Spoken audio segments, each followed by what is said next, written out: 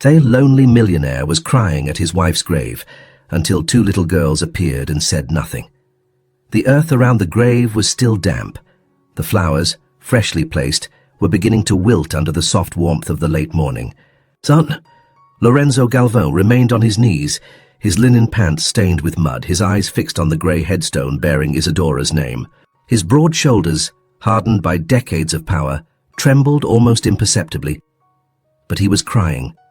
Crying like a man who had held it in for years, raised never to bow his head, even when life had pushed him face first into the dirt. The cemetery was empty, except for a few sparrows fighting over breadcrumbs near the gate, and in that sacred silence, broken only by the distant rustle of dry leaves, he heard footsteps, soft, almost unreal. Two little girls, far too young to be there alone, appeared from behind a mausoleum. One wore a lilac dress that looked a size too big. The other, her curly hair tied in two messy braids, held a strip of blue ribbon. They stopped a few feet away from Lorenzo, said nothing, just stared at him, as if they already knew who he was. He blinked, confused, looked around, expecting to see an adult nearby, someone who came with them. No one. When he looked back, they were gone. For a moment, Lorenzo questioned his own sanity. He stood there still, as if the earth itself might answer him, but the silence only grew deeper. Back in the moment, he wiped his face, angrily. Damn Sundays. Damn this aching grief. That same day at 3:20 in the afternoon, his phone rang. It was Renato, his lawyer, his voice hoarse and urgent, a tone reserved for corporate emergencies. "Lorenzo, you need to come to the office. Now. It's about Isadora and two little girls." That was all it took. The magnate stood up, drove, like a man in a trance, and walked straight into the glass-walled office where the coldest contracts of his life had been signed. But nothing there could prepare his chest for what was coming. Renato placed a yellowed envelope on the table, the seal of a public shelter stamped in one corner. Lorenzo opened it. Medical records, intake forms, and then a photograph. Two young girls sitting on a plastic chair, their eyes heavy with the kind of expectation that knows abandonment too well. Lorenzo's world stopped. She had daughters. The words barely escaped, soft and disoriented like a child's. Renato nodded but paused before speaking. "They're not there anymore, Lorenzo. They disappeared from the system. The last time they were seen was near the cemetery." The blow hit like a punch to the chest. Lorenzo stepped back. Then again. The images blurred together. The grave, the lilac dress, the blue ribbon. It was them. It had to be. But how? Why now? Renato then handed him another envelope, smaller, addressed, in a handwriting he knew by heart. Isadora's. She must have written it before she died. Lorenzo didn't open it right away. The paper burned in his hand. That night, locked inside his dark wood library, Lorenzo lit a single lamp. The silence was heavy. His fingers trembling, he opened the envelope. The first line read, "If you're reading this, it means my cowardice is finally over." He stopped there, took a deep breath, rubbed his eyes. The world he had built, steel, numbers, power, was starting to dissolve into the words of the woman he'd let slip through his fingers, words that might now be all he had left of her. But he still didn't know the worst part, die. The back of the letter, hastily scrawled, was a single request. Promise you'll look for them. No period at the end, and he promised. Even without knowing how, even without knowing where to begin. For the first time in decades, Lorenzo Galvão wasn't thinking about deals, or growth, or profit. He was thinking about those eyes that had met his at the cemetery, wondering if they were still somewhere out there, waiting for a father who never came. And in that moment, for the first time in a long time, he felt small. Human. But there was still something no one could have expected. The smell of damp wood always took him back to that cabin in Vermont. It was where Isadora laughed the freest, her hair wild in the wind, and where even in silence he felt whole. But in that autumn 7 years ago, Lorenzo didn't go. He sent flowers, a card, and then nothing. He was in Dubai, closing $1 billion deal that gave his empire another 3 years of explosive growth. Isadora, meanwhile, was pregnant, and alone. He didn't know. Not because he couldn't, he had the means, but because he chose not to. Her calls got shorter, her messages less frequent, until one day they stopped completely.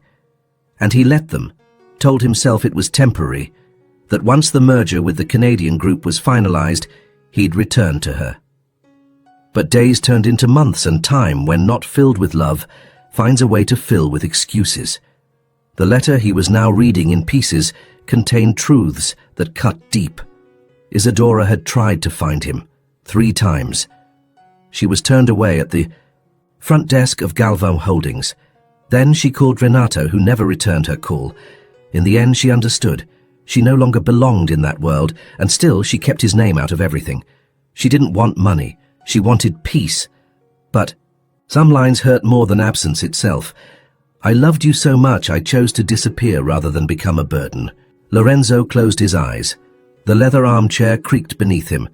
How many times had he told himself there was no room for distractions, that love was a dangerous luxury? Now he saw it for what it was: cowardice. Cold, clean, cowardice. The next morning, Lorenzo went to the shelter where Isadora had spent her last months. A modest place far from the city center. Cracked windows, the faint smell of reheated soup. The director, a woman named Dora, recognized his last name immediately. She hesitated. "Are you their father?" The question struck like a verdict. He didn't answer right away. Dora led him to the room where Isadora had stayed. The bed was still made, with a worn blanket and 2 thin pillows. On the wall, 2 drawings, a heart split in 2, with childish names scribbled in crayon: Marina and Clara. Lorenzo reached out and touched the drawing with his fingertips. The chalk left a smudge on his skin, as if time itself were trying to leave a mark. They didn't cry much, but when they did... It was silent, Dora said, like recalling a sound that never left her mind. The girls had been born quietly, taken to a public hospital, then placed in a foster home. Isadora didn't survive. High fever, birth complications. Lorenzo stood frozen. A part of him wanted to scream. But what sound could come from a man who hadn't been there? Then Dora handed him something wrapped in an old cloth. A notebook. Isadora had written it for the girls. "For when you want to know who I was." He opened to the first page, recognized her handwriting, her warm, straightforward words. But the last lines chilled him. "If you ever find your father, ask him not to try to understand, just to look into your eyes with the same love he gave me that night in the rain in Vermont."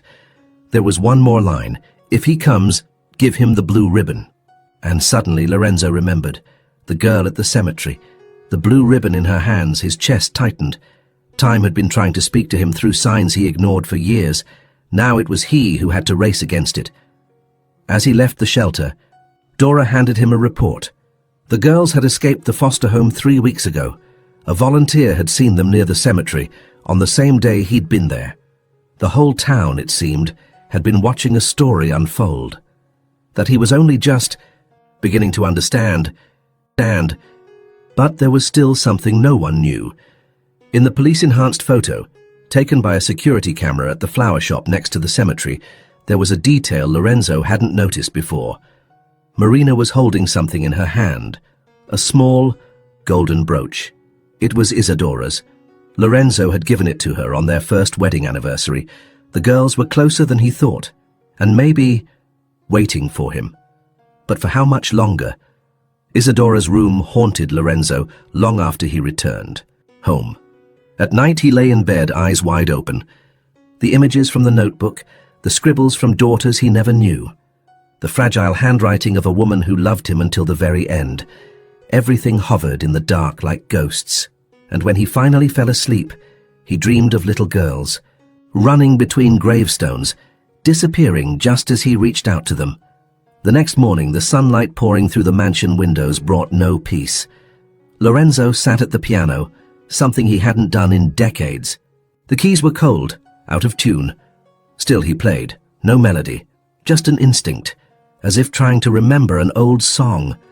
When he stopped, tears streamed down his face again. There were no witnesses to that vulnerability, except for a portrait of Isadora still sitting on the shelf behind a corporate trophy that now felt absurd. But he didn't know what that morning would reveal. Renato called. There was another piece to the puzzle. An old shelter employee, Maria Lucia, claimed that in her final months Isadora had received discreet visits. A man, always at night, dropping off food and blankets. He never spoke to anyone, never went inside. But once Maria Lucia overheard Isadora say, "He thinks he hates me, but he just doesn't know how to handle what he feels." Lorenzo froze. He tried to think who it could have been. No name came to mind, and so, for the first time, he did. Something unthinkable. He searched through Isadora's old phone, still stored in a closet. The device still turned on, the messages were there, and among them, one that was never sent. "Lorenzo, if you still think of me when you play the piano, know that I still think of you every time I hear the wind hitting the windows." He dropped the phone as if it had burned him. Then he made a decision to retrace her steps. He asked Renato to arrange everything. He wanted to visit the shelter, the public hospital, the flower shop, even the park where she used to read. He wanted to see what she saw, walk where she walked, even if it was too late. The hospital was the hardest. The nurse who greeted him didn't recognize him, not as a tycoon, just a confused man with lost eyes. She showed him the room where Isadora had spent her final hours. Lorenzo sat at the edge of the bed and read the medical report. Puerperal fever, systemic infection, lack of specialized care. Cold words on paper, but on that hard mattress what he felt was abandonment. Hers, and his own. The nurse, hesitant, said Isadora had murmured something over and over before losing consciousness. 3 words. They need him. And then, she died alone. The emotional collapse he'd been dodging for years finally crashed through him. In the hospital parking lot, Lorenzo vomited beside his car. He felt shame, he felt guilt, but more than anything, he felt something unfamiliar. The fear of not being able to fix it. That night, he skipped dinner, turned off all the lights in the house, locked himself in the guest room, sat on the floor. Beside him, he piled Isadora's letters, photos of the girls, the police report. All of it became a kind of altar, made of grief and promise. And that's when something unexpected happened. An envelope slipped out from the stack. One he didn't remember seeing. Inside was a photo, not of the girls, but of Isadora, still pregnant, standing in front of a modest wooden house. On the back of the photo, a faded note. "July, Aunt Carmen's house, they'll be kicking like crazy here." Lorenzo knew that house. 3 hours away, a tiny mountain town. Aunt Carmen had passed years ago, but maybe the house was still standing. It was the first real lead, and he knew what he had to do. But as he reached his car, something was tucked under the windshield wiper. A piece of notebook paper, soaked by the dawn drizzle. A child's drawing. 2 small figures, holding hands with a larger one. Above them in big letters, "Daddy." Lorenzo looked around, heart pounding. No one on the street, but the girls had been there. And now they knew who he was. Let me know in the comments where you're watching from. And don't forget to leave a like. The road was narrow, covered in dry leaves and flanked by trees bowed by time. Lorenzo drove without GPS. He knew the way to Aunt Carmen's house like someone returning to a place he never truly left. Gravel crunched beneath the tires. The smell of damp earth filled the car. As he got closer, something in his chest tightened. It wasn't just the fear of not finding them. It was the fear of finding them and not knowing what to say. The house was still there. Faded blue paint. Windows covered with old cloth. The wooden gate gave way with a gentle push. Lorenzo stepped inside slowly, every footstep creaking beneath him. The living room was empty, except for a worn-out armchair and a table with a melted candle. But there were signs someone had been there recently. A mug with warm tea. A blanket in the corner, but no one in sight. In the back room, he found a child's backpack. Inside, a lilac sweater, scraps of blue ribbon, a book with stickers haphazardly placed. On the inside cover, written in large, uneven letters, Marina. And Clara. His eyes welled up. They had been there. Maybe they still were. But why didn't they wait? Outside, the light began to shift. Heavy clouds rolled in. Lorenzo stepped out of the house, clutching the sticker book to his chest. And then, behind the garden, he saw them. Small footprints in the soft earth. Two sets side by side running toward the fence and into the woods. He followed them without thinking, tripping over branches, breath short, knees aching. But they were already gone. The search went on for hours. He drove to the next town, talked to locals, showed photos of the girls. A woman at the grocery store said she'd seen two kids near the bus station 2 days earlier, but didn't know where they went. A teenage boy at the gas station remembered one of them. The one with the braids. She'd asked for water. Lorenzo listened, straining to put together a puzzle still missing too many pieces, but time was against him. That night he returned to the house. Still no answers. He slept on the couch, the girl's book by his side. He dreamed of Isadora standing at the door, looking at him with sadness. When he woke, he heard something outside. A soft sound, like footsteps on wood. He rushed to the porch. No one. But something had changed. On Aunt Carmen's chair, a bitten apple, fresh juice still glistening. They were close, watching and maybe deciding whether he was worthy. The next day, Lorenzo tried something new. He went to the local police station, told them everything. He was their father. He was looking for his missing daughters. He showed documents, photos, Isadora's journal. The chief, a slow-moving, skeptical man, listened without urgency. At the end, he shrugged. If they're running, maybe they've got a reason. Kids like that, and they don't trust easy. It felt like a slap. Lorenzo walked out with a mix of frustration and helplessness. He was doing everything right, or so he thought, but still failing. Because finding someone who's afraid of being found takes more than searching. It takes trust, something he had never built. And so, as night fell, Lorenzo did something he hadn't done in years. He sat down to write. He tore out a page from Isadora's journal and wrote. Lorenzo carefully tore a page from Isadora's journal and wrote a letter addressed to Marina and Clara. He told them who he was, told them he didn't know how to be a father, but he wanted to learn, told them he had failed their mother and didn't deserve forgiveness, but he wanted a beginning. He folded the page and left it on the porch chair beside the sticker book and 2 fresh apples. The next morning, the letter was gone. But in its place, a drawing, 3 figures again, now all holding hands, and a single word above them. Maybe. Lorenzo felt something open inside his chest, a crack of hope, still fragile, but real. Then the phone rang. It was Renato. The police had found another lead. A surveillance video in a nearby town, 2 little girls buying bread with coins, and behind them, a man Lorenzo recognized immediately, Mateus, Isadora's brother, the one who had sworn never to see Lorenzo again. The still frame on the computer screen made Lorenzo's stomach twist. There in the shadow of a small bakery stood Mateus, older, beard thicker, but unmistakably him. He was looking at Marina and Clara, not with rage exactly, but not with pure protection either. It was something more complicated, like he saw in them what he never wanted to admit. 2 nieces with their mother's face. Renato didn't say anything, just waited for Lorenzo to respond. When Lorenzo finally spoke, his voice was softer than usual. Where was this? The town was called Pinewood, 2 hours north. The footage was 3 days old. There were no other images, but a bakery clerk remembered. The man bought bread, milk, and blankets, paid in cash, said nothing. Lorenzo left immediately. He drove with both hands clenched on the wheel, his heart pounding. The road was lined with tall pines, and every turn felt like it might reveal something. When he arrived, the sky was heavy. The air smelled of rain. He passed the bakery, the gas station, the corners where the girls might have hidden, but all he found were unfamiliar faces and cautious stares. At the police station, he was met with suspicion. The local sheriff didn't like rich outsiders, especially ones with folders full of documents.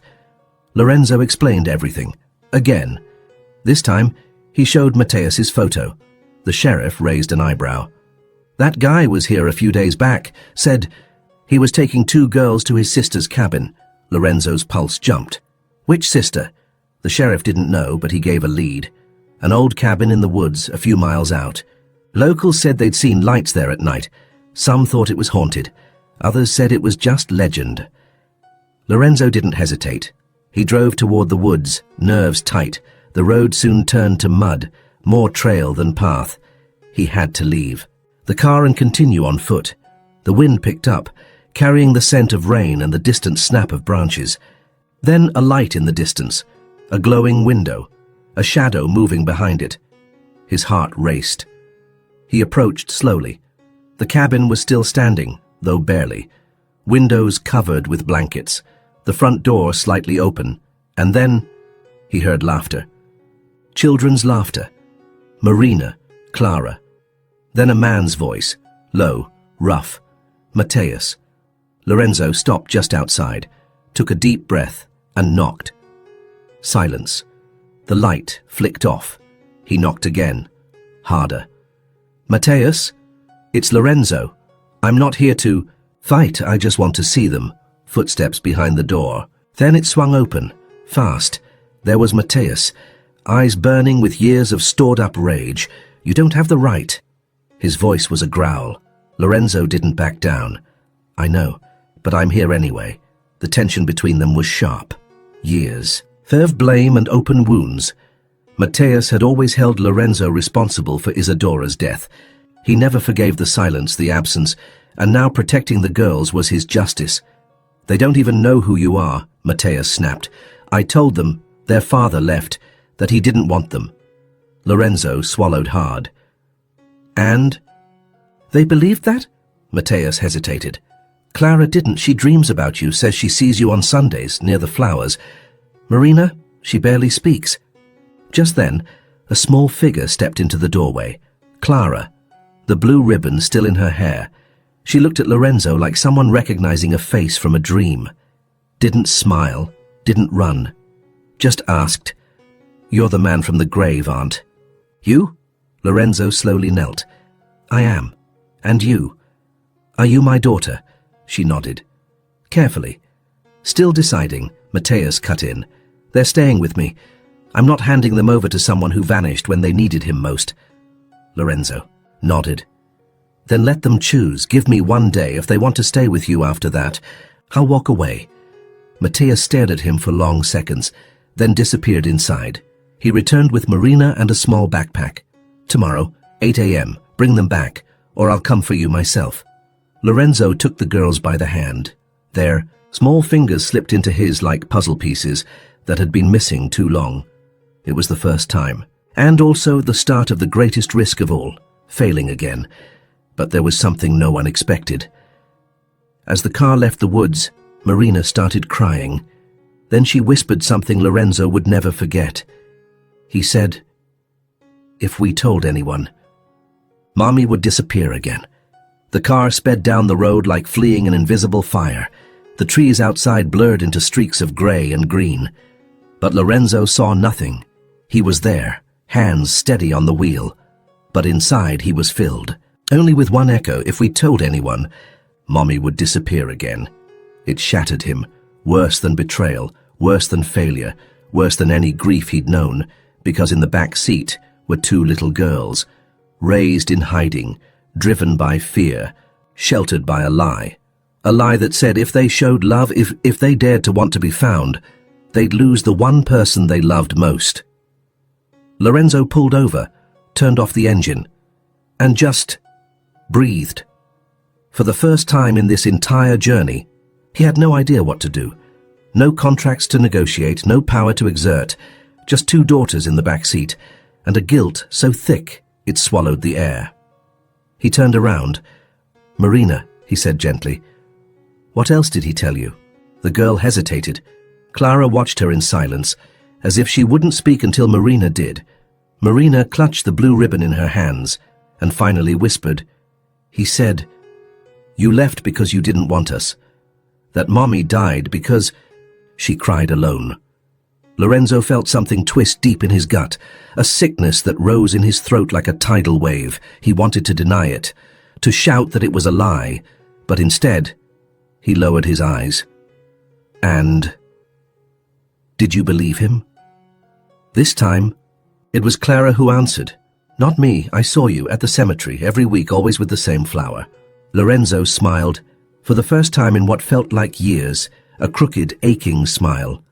Carnations, her favorite? The girls nodded, and then the silence returned. But it was different now. Not silence of fear, but one of listening, of building. Lorenzo started the car again, drove a few more miles, then stopped at a roadside motel. They needed rest. They needed a place with no memories, no walls shouting with absence. The room was simple.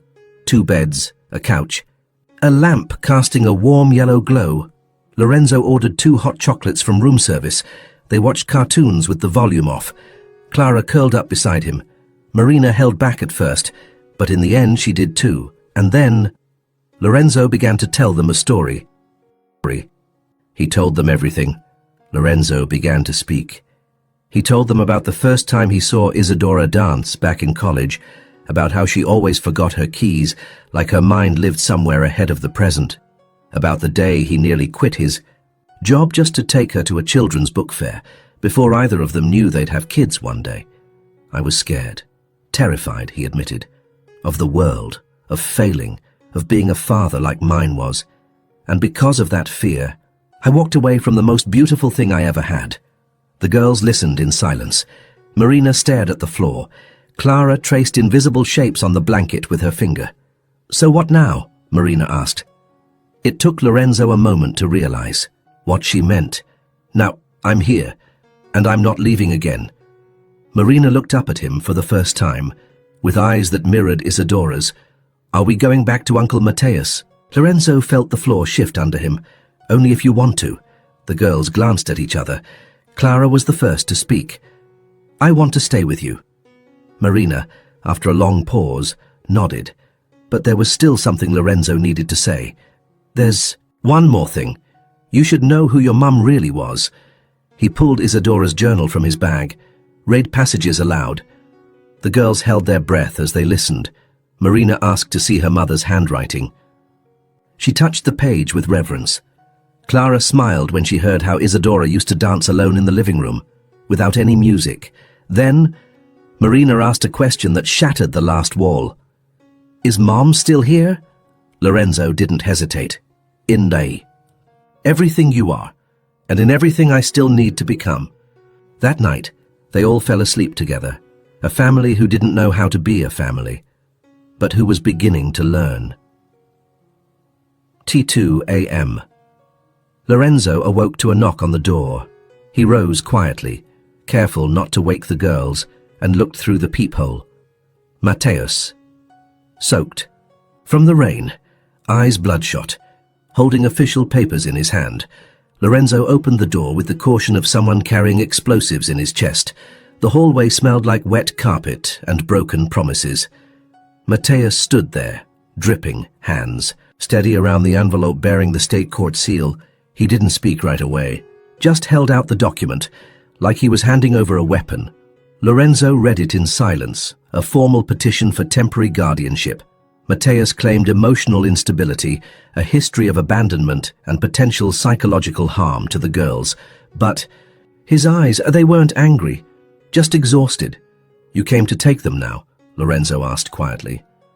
Mateus didn't answer immediately. He looked past him into the room, but couldn't see the girls.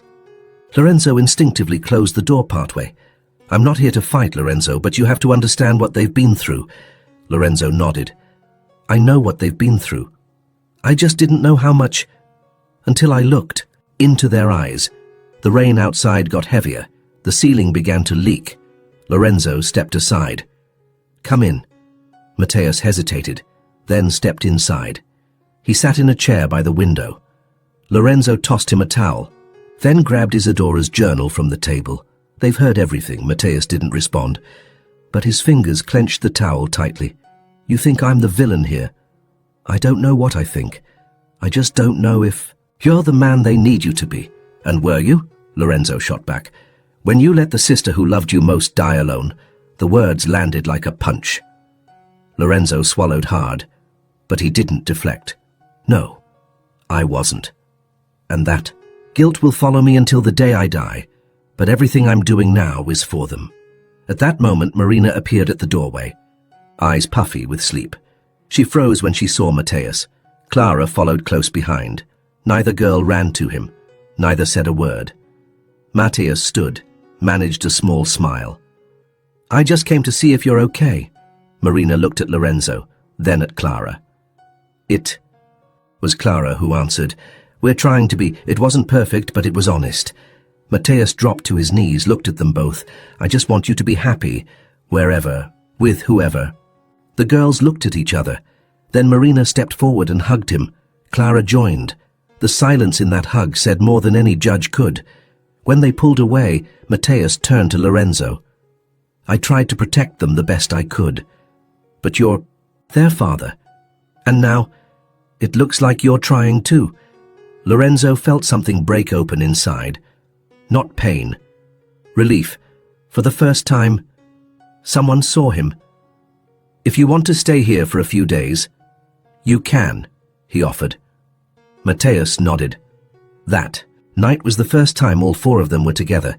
They shared cold pizza, laughed over a card game Clara loved, listened to Marina play a few soft notes on the out-of-tune hotel piano, and for the first time, the girls called Lorenzo by his name. Then, by instinct, they called him Dad. But healing doesn't come all at once. The next day, Lorenzo took the girls to the city's botanical garden. Clara ran among the flowers. Marina sat quietly on a bench, drawing. He sat beside her. Can I see? She showed him. A drawing of 4 figures. A man, 2 girls, and a woman, with wings. That's me, Clara, you and Mommy watching us. Lorenzo touched the page gently.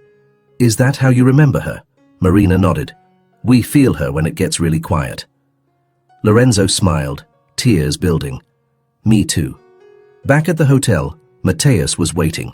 He handed Lorenzo a different envelope. I tore up the custody petition. But I have one condition, Lorenzo stiffened. If you ever disappear again, don't come looking for them, because next time the damage won't be fixable.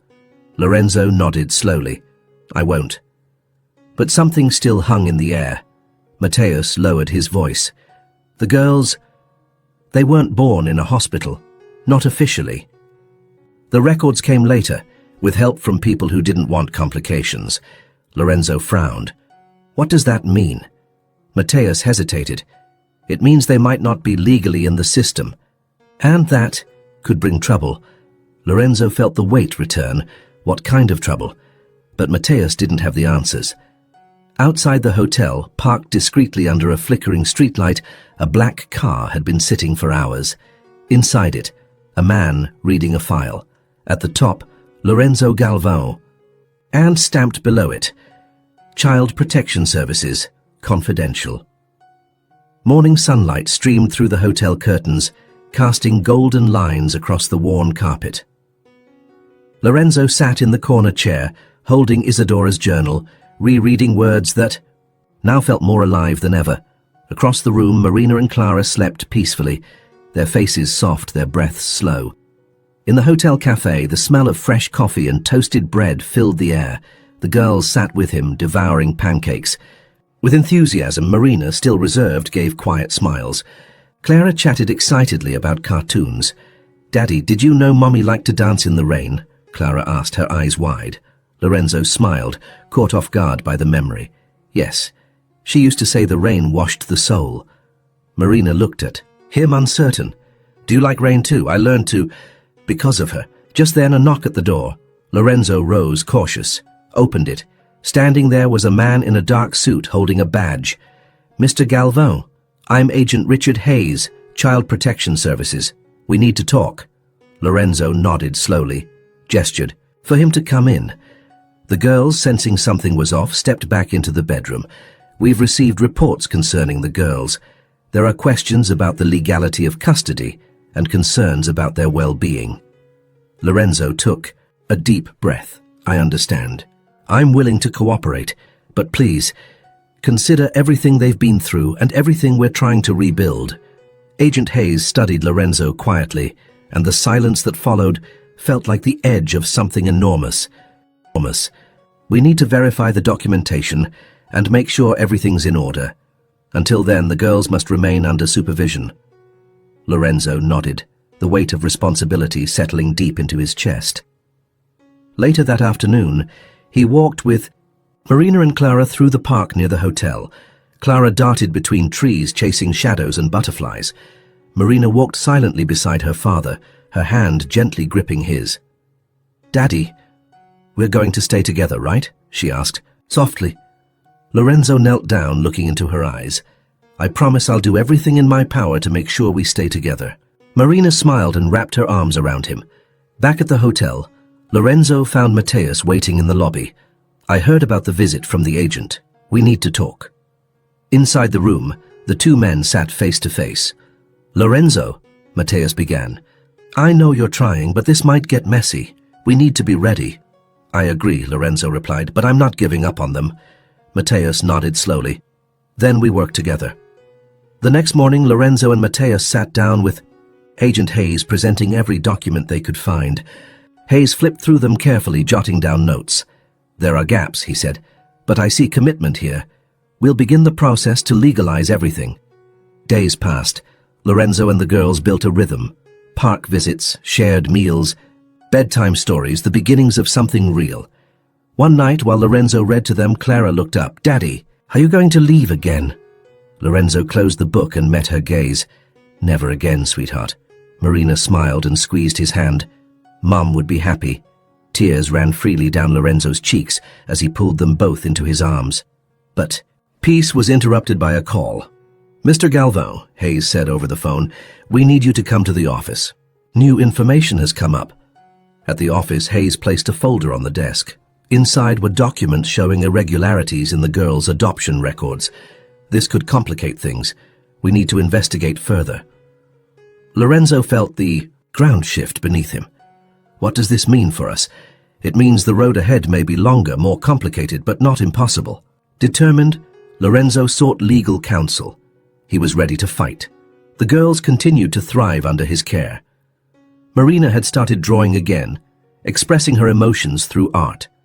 Clara, ever curious, filled each day with new questions. One afternoon at the park, they met an elderly woman feeding birds. She smiled at the girls and turned to Lorenzo. "You're lucky to have such beautiful daughters." Lorenzo smiled back. "I'm the lucky one, no doubt." But the fight wasn't over. Court dates were set. The air felt heavy with uncertainty. Then a letter arrived. Mateus had found it tucked away among Isadora's belongings. Written in her hand, it read, "Dear Lorenzo, if you're reading this, it means you've found our daughters. Take care of them with all the love I know you carry in your heart. They are the best parts of us. With love, Isadora." Lorenzo read it in silence, tears falling without resistance. Whatever came next, he knew one thing: he would not fail them. The courthouse, it loomed large that morning, grey concrete, cold, indifferent. But to Lorenzo it was the battlefield where fatherhood would be tested, one final time. Marina and Clara waited in an adjacent room with a child psychologist. They didn't fully understand what was about to happen, but Lorenzo had promised, "I'll come back with a smile." And when he made promises now, they came from someone who had lost everything once and learned. The hearing began at 9 a.m. Sharp. The judge, stern-faced and attentive, listened as the child protection rep laid out the case. Lorenzo Galvão, businessman, absent for the girls' early years, reappeared after their mother's death. Allegations of past neglect. Presence, late. Then, Lorenzo's attorney stood, her voice firm, her gestures measured. She presented the facts. Paternity confirmed. Consistent involvement. Growing emotional. Bond. She submitted letters, drawings, and psychological reports, all showing the girls had improved emotionally since living with their father. The judge looked up. "Mr. Galvão, would you like to speak for yourself?" Lorenzo stood. Every eye in the room turned toward him. He took a deep breath. Your Honor, I'm not here to ask for forgiveness for my past. I'm here to make a promise about the future. I was absent. I was afraid. And I was blind. I lost the woman I loved most because of fear. And I almost lost my daughters for the same reason. But for weeks now I've woken up every morning with one goal: to prove to two little girls that they were never a mistake. They were a miracle I didn't see in time. And now they're my only truth. Silence. The judge wrote something. The prosecutor frowned, deep in thought. And then the doors opened. Marina. She walked in alone, holding a folded sheet of paper. Guards stepped forward to stop her, but the judge raised a hand, let her through. She stepped forward. I wanted to give you this, she said, her voice soft but steady. It was a drawing, 3 figures on a park bench. A man reading to 2 girls. Above them, one word: now. That was the first time we felt safe. The judge looked at the drawing, then at the girl, then back to Lorenzo. Marina, do you want to live with your father? She nodded. And Clara? She said she wants him to read Mommy's letter to us every night. The prosecutor asked for a recess. The hearing was suspended for 30 minutes. In the waiting room, Marina curled into Mateus's arms. He held her tightly, saying nothing. Clara ran into Lorenzo's arms. Are we going to stay? I don't know yet, baby, but whatever happens, you'll never be alone again. Time slowed. Then the judge returned, footsteps echoing like thunder. He sat, looked at the room, at Lorenzo, at Marina, at the drawing on his desk. After reviewing the documentation, hearing from all parties, and receiving spontaneous testimony from the minor, Marina Galvão, this court finds clear emotional attachment, risk in further separation, and evidence of sincere family reconstruction. Therefore, Lorenzo held his breath. I grant provisional custody to the biological father, with scheduled supervision. By Child Protection Services, a formal re-evaluation will be conducted in 90 days.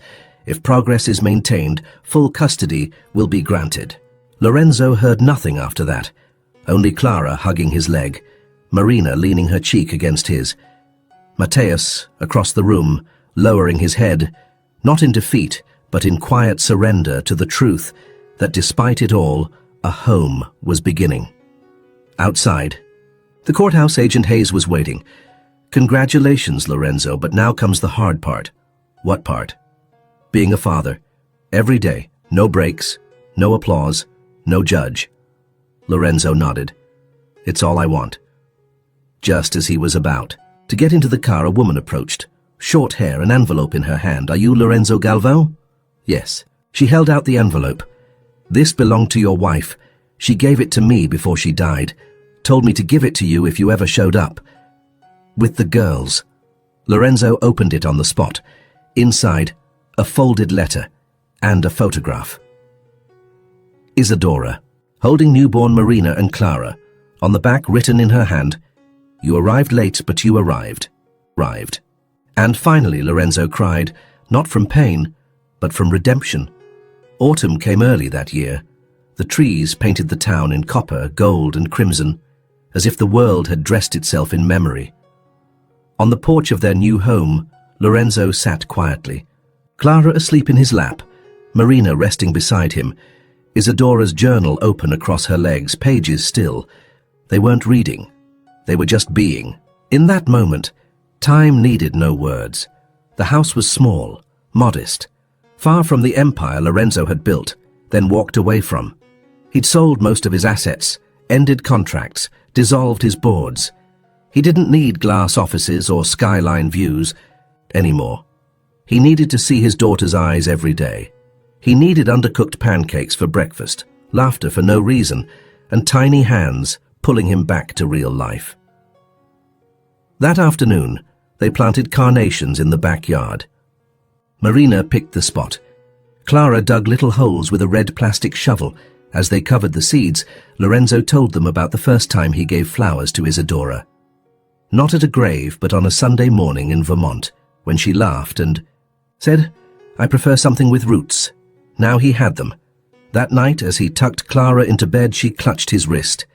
Daddy, if we wake up and you're not here, where will you be? Lorenzo kissed her forehead. Right here.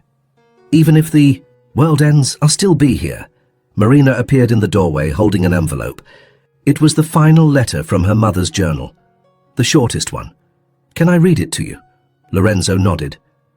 She sat at the foot of the bed and unfolded the page carefully, then read, "Lorenzo, if you ever find the courage to be whole, you'll understand that love isn't about staying. It's about returning when everyone else believes it's too late. I waited for you in the girls' eyes.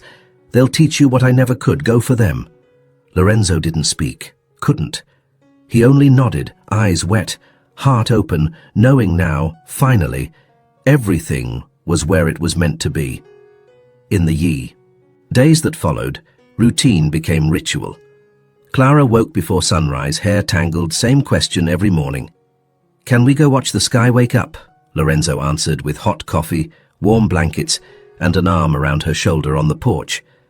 Marina, quieter each day, painted emotions into color. Her watercolors soon covered the living room wall. Lorenzo framed one in particular, a simple house, 3 people holding hands. Above them, a shadow with wings. One day, they visited Isadora's grave, but this time, Lorenzo didn't bring flowers. He brought a blank notebook. "Now it's my turn to write to you." He sat on the damp grass, Clara and Marina beside him. They said nothing, just rested their heads on his shoulders, as if they had always belonged there. Lorenzo opened the notebook. The words came easily. "Today I watched Clara slip in the backyard and laugh with a mouthful of mud. Marina told me missing you doesn't hurt anymore. It just feels soft. And I realized I didn't lose you. I found the most alive version of us, our daughters." A breeze swept the page, and a loose leaf slipped out. Marina picked it up gently and placed it back inside. With the care of someone holding a secret, then she whispered, "She's still writing to us through us." On the way back, they passed the park where Isadora used to read in the late afternoons. Clara asked to stop.